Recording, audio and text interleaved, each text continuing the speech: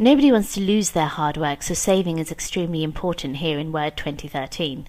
There are a number of different options to explore, so let's do that using our identity, branding, and style guide document. First volume of some quick access toolbar, the icon representing a floppy disk.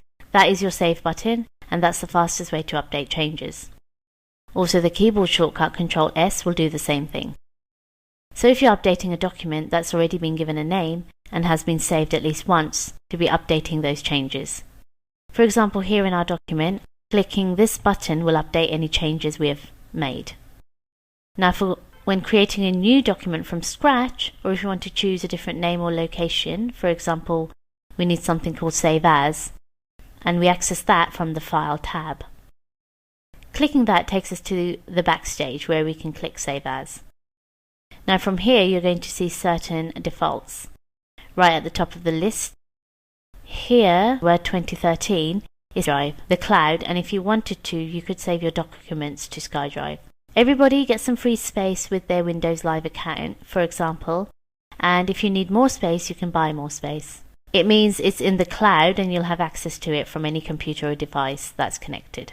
Now, if we want to save it to a local drive, maybe an external drive that's connected to a computer, even a network drive, here's where we go, Computer.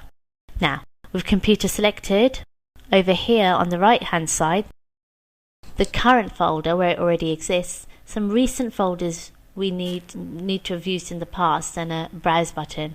And by clicking Browse we get the dialog box we are used to seeing in previous versions of Microsoft Word.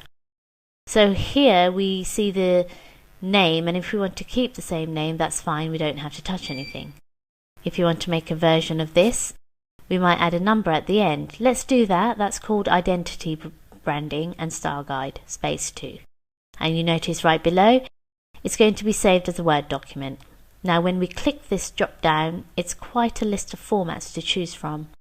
So for example, if we're going to be sharing this with people, and we wanted them to read it, not necessarily work on it, we might choose a format like PDF or portable document format, or the Microsoft version of that, which is XPS document. It can be saved as a web page or plain text. Lots of different options from this drop down. Let's just leave it at Word document, which is the latest format. There are earlier formats to choose from here as well, like 97 to 2003, for example. We get a Word document. We want to change the location as well. So we can put this on our desktop. We can use the navigation pane on the left hand side here to choose different locations. If you have a USB drive connected, you could see that on the list here as well, or for example if you're on network UNC network connections, to choose from here. That's great for sharing, for example in an organization.